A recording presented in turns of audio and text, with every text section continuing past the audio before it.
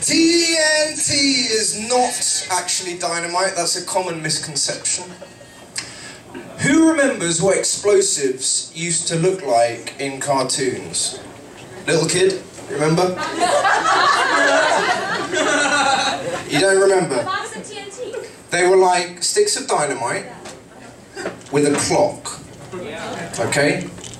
Yet they were detonated with a plunger. What was the clock for? I was watching Looney Tunes the other day because I don't need a reason, right? And it occurred to me, how come Wile E. Coyote can never catch the Roadrunner, despite seemingly always knowing where he's going to be and managing to get in front of him? Despite unlimited access to anvils, he has no way of fashioning an adequate weapon to catch this bird. We know he buys his stuff from Acme, we assume. We're guessing from some sort of weapons store. I like to imagine how this interaction would go. Bring. Hello there, Mr. Fudd. This is the British version of Warner Brothers. All the characters are dubbed into English. Hello there, Mr. Fudd. Wile E. Coyote is played by Sean Connery. I would like to go bird hunting, please. Oh, fantastic, fantastic, excellent, excellent, Mr. Coyote. Elmer Fudd is played by Michael Caine. It's a very high-budget dubbing system we have over there. May I suggest a shotgun? That would seem ideal. I don't know why you've never used that before, to be honest. Oh no, not what I had in mind, no. What about something a little bit more controversial? Maybe an AR-15? Oh no, too soon. No, too soon for that. Too soon. Maybe it would help if you told me what you had in mind, and maybe I can help you. I'm glad you asked. What I have in mind is a firework the size of me.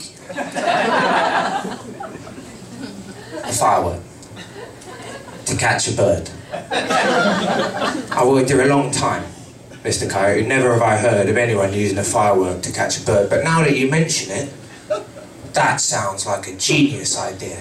What are you doing? You expect the bird will fly, you'll fire the firework in the general direction of the bird, the resulting explosion will singe the bird will fall to the ground, something like that? Not quite. Because the bird I'm looking to hunt, it does not fly. It's a roadrunner. A roadrunner. A roadrunner. A roadrunner.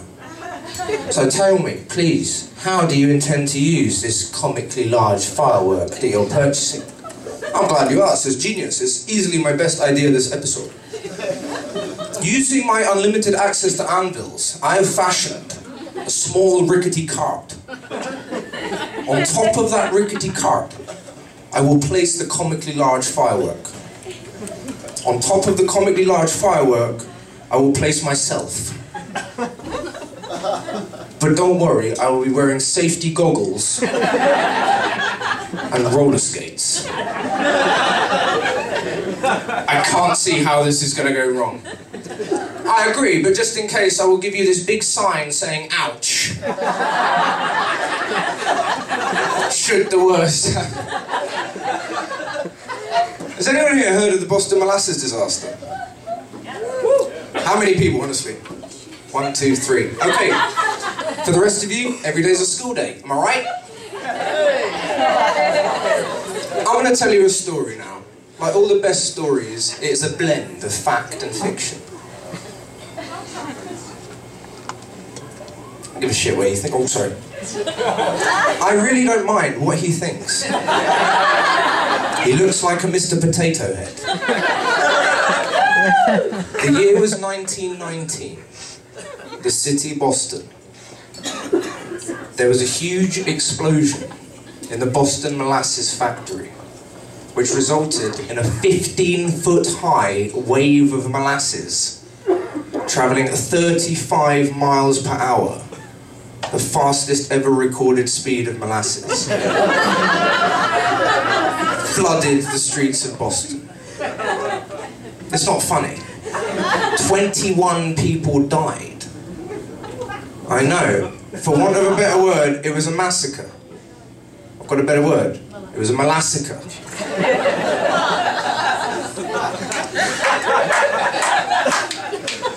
That's the fact.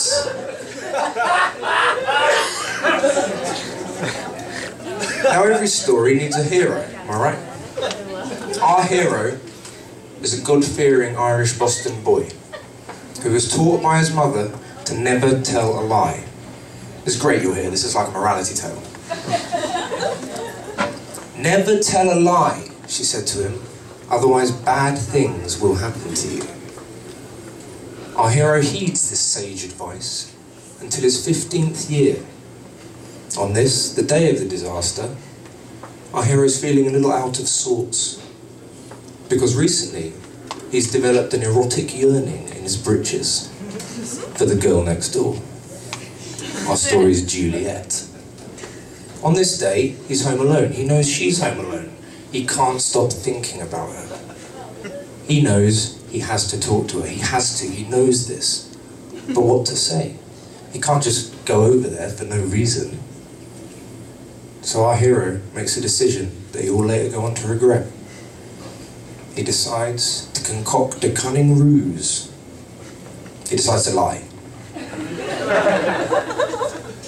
He thinks, I'm going to go over there and I'm going to pretend that I need something that I actually already have and don't really need. So he picks up a chipped cup off the counter to complete the charade and exits the house, resolve hardened and spirits high. Little does our hero know that at this very moment, all is not well at the Boston Molasses factory. He leaves his house, he walks up the garden path, he exits his gate, he turns left again, and down her garden path. No sooner has he stepped onto her property than he begins to think, maybe this is a bad decision. Because he starts to get nervous. He starts to feel anxious. The closer he gets to her door, the greater the fear becomes. His heart is in his mouth, his throat is dry as he reaches the door. He knocks once. He knocks once again. So he knocks twice. He knocks twice.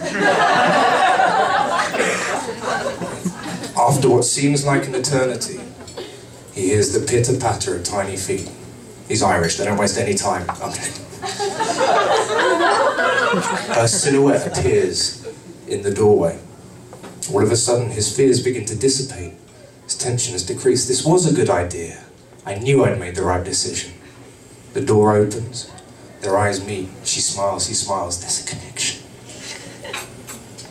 But then our hero makes a decision. And he holds out his cup. And he says, I need sugar. Sugar. No sooner has the lie left his lips than our hero is sideswiped by a 15-foot-high wave of molasses travelling at 35 miles an hour, the fastest ever recorded speed of molasses, and carried off down the street, chipped cup of a charade held high as he sinks slowly into the raging torrent of glucose. But fear not, he's not one of the casualties, he's not one of the 21. This is a happy story, PG-13. He goes on to make a full recovery, and he decides from that day on never to lie again. And you'll be pleased to know that our Juliet goes on to marry this guy. Because she said, and I quote, he's the sweetest man she's ever known. That's all my time. I'm Chris Milner. Thank you very much. Good night.